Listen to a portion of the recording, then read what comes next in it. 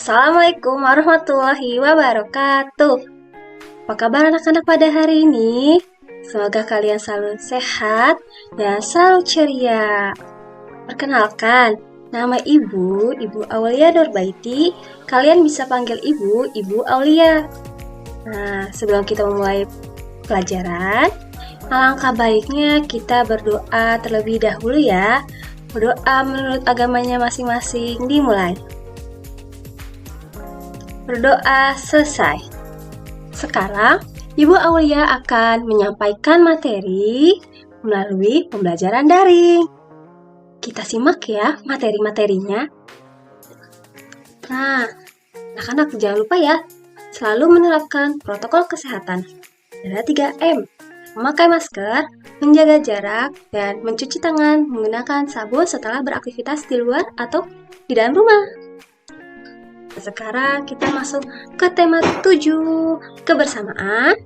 Subtema 4, kebersamaan di tempat wisata pembelajaran pertama. Nah, di sebelumnya subtema 3 tentang apa ya? Ya, tentang kebersamaan di tempat bermain. Di sini ada muatan pembelajaran. Ada bahasa Indonesia, matematika, dan SPDP. Nah, selanjutnya ada tujuan pembelajaran. Peserta didik dapat memahami pesan yang disampaikan dalam cerita dongeng fabel. Peserta didik dapat menunjukkan pecahan 1/2, 1/3, 1/4 pada benda konkret. Yang ketiga, peserta didik dapat berimajinatif membuat sebuah karya. Nah, sikap yang dikembangkan ada 4. Teliti, kreatif, mandiri, dan percaya diri. Di sini Ibu Lia akan menampilkan video tentang macam-macam tempat wisata. Yuk kita tonton sama-sama. Nah, kira-kira tempat wisata itu ada apa saja ya? Yuk kita berkenalan. Yang pertama ada pantai. Di pantai kita bisa bermain bersama teman-teman. Kemudian kita bisa bermain bersama keluarga. Kemudian kita bisa berenang, membuat rumah pasir, dan lain sebagainya. Nah, yang kedua adalah kolam renang. Kira-kira apa ya yang bisa kita lakukan di kolam renang? Di kolam renang kita bisa berenang, kita juga bisa bermain bola, kita juga bisa bermain bersama teman-teman, dan lain sebagainya. Yang ketiga adalah kebun binatang. Nah, di kebun binatang kita bisa melihat banyak sekali macam-macam binatang. Kita juga bisa memberi makan binatang, dan lain sebagainya. Yang keempat adalah gunung. Di sini siapa yang pernah pergi ke gunung? Nah, di atas gunung kita bisa melihat pemandangan yang sangat indah. Yang kelima adalah taman bermain. Nah, kira-kira apa saja ya yang bisa kita lakukan di taman bermain? Nah, di taman bermain kita bisa memainkan banyak sekali permainan. Setelah kita melihat video tadi nih, sekarang Bu Aulia ingin bercerita tentang binatang. Bu Aulia ingin berdongeng tentang asal-usul kota Surabaya. Simak ya. Dahulu di lautan luas sering terjadi perkelahian antara ikan hiu sura dengan buaya. Mereka bertengkar karena berebut mangsa. Akhirnya mereka membuat kesepakatan. Apa ya? Kata ikan hiu sura, "Aku bosan bertengkar denganmu, buaya."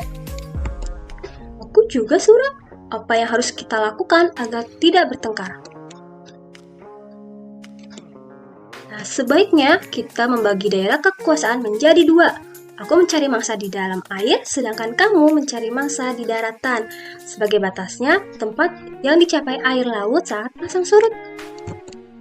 Baik, aku setujui gagasmu itu. Nah, pada suatu hari, ikan hiu sura mencari mangsa dengan sembunyi-sembunyi. Tetapi, satu hari itu, buaya melihat perbuatan ikan hiu sura. Buaya sangatlah marah. Kata buaya, "Hai sura, mengapa melanggar peraturan kita? Mengapa kamu berani memasuki sungai yang menjadi wilayahku?" "Aku melanggar peraturan. Bukankah aku sudah bilang daerah kekuasaanku di dalam air?" "Apa? Sungai itu tempatnya di darat dan kamu ada di laut. Berarti sungai milikku." "Tidak bisa. Kukira alasanku kuat dan aku di pihak yang benar."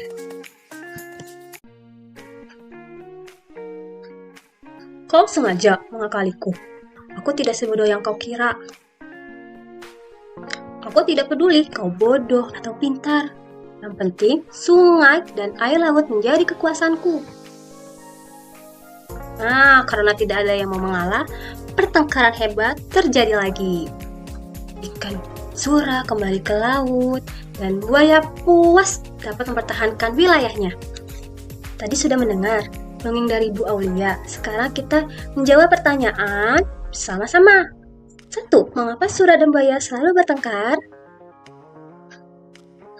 Nah, karena berebut wilayah kekuasaan. Yang kedua, bagaimana cara mereka menyelesaikan perselisihan mereka? Mereka membagi wilayah kekuasaan menjadi 2 bagian sama besar. Wilayah laut milik Sura dan wilayah darat milik buaya. Yang ketiga, kisah Sura dan buaya sering dikaitkan dengan asal kota apa ya? Kota Surabaya. Ya, pintar. Sekarang tugas anak-anak mencari informasi tentang tempat wisata di daerahmu. Sini ada wilayah yang belum disepakati oleh Sura dan buaya. Nah, sebelah ujung sana, daerah yang sudah disepakati oleh Sura dan buaya. Berarti, setengah bagian dilambangkan oleh 1/2 oleh si Sura, dan buaya ada di darat, setengah bagian dilambangkan dengan 1/2 ya. Ayo kita berpikir sekarang. Di sebelah kiri ada gambar buaya yang berjumlah 111, dan sebelah kanan ada sekumpulan buaya yang jumlahnya lebih dari 1. Sekarang kita cari tahu mana ya kumpulan buaya yang menyatakan 1/2, 1/3, dan 1/4. Nah, yang pertama ada 1/2. 1/2-nya dari kumpulan buaya sebelah kanan yang mana ya? Ayo kita cari. Ya, yang tengah yang jumlah buayanya 2. Nomor 2, 1/3 dari kumpulan buaya yang mana ya? Nah, good. Yang ketiga, 1/4 dari kumpulan buaya yang mana ya? Ya, yang paling atas. Nah, apabila buaya yang kalian lihat secara langsung di kebun binatang, di penangkaran buaya, jika kita foto nih, kita melihat hasilnya, maka dikatakan foto itu memiliki hiasan 2 dimensi karena kita hanya bisa melihat dari depan. Nah, seperti foto ini kita bisa melihat dari depan. Apabila sudah dibalik, sudah tidak ada fotonya. Nah, kalau buaya dalam bentuk patung, karya itu dinamakan 3 dimensi. Kenapa? Karena kita bisa melihatnya dari depan, belakang, kanan, dan kiri. Nah, di sini ada contoh lain nih. Contoh lain ada bingkai foto. Bingkai foto ada surat kabar. Ini adalah 2 dimensi. Kalau 3 dimensi ada monumen Pancasila dan patung-patung hewan. Nah, tadi kita belajar hiasan imajinasi. Imajinatif itu apa ya? Nah, di sini ada kita berhayal bagaimana kalian membentuk sebuah karya. Nah, di sini Ibu Lia ingin meminta kalian semua membuat karya dengan bentuk buaya. Buayanya bebas mau bagaimana? Boleh tiduran, boleh loncat, boleh berjalan. Nah, kalian juga bisa nih menambahkan alas sebagai tempat suasananya dengan menggunakan plastisin. Baik, kita sudah di penghujung pembelajaran anak-anak. Kita membuat kesimpulan ya. Yang pertama, kesimpulannya menanamkan sikap hidup rukun dari pesan dongeng Fabel. Yang kedua, menumbuhkan sikap berpikir kritis dalam memecahkan masalah. Yang ketiga, melatih untuk menciptakan karya 3 dimensi yang dapat mengembangkan daya imajinatif kalian. Terima kasih. Sebelum kita akhiri pembelajaran, kita mengucapkan Alhamdulillahirabbil alamin. Terima kasih sudah menyimak. pembelajaran tema 7, subtema 4, pembelajaran 1 bersama Bu Aulia. Assalamualaikum warahmatullahi wabarakatuh.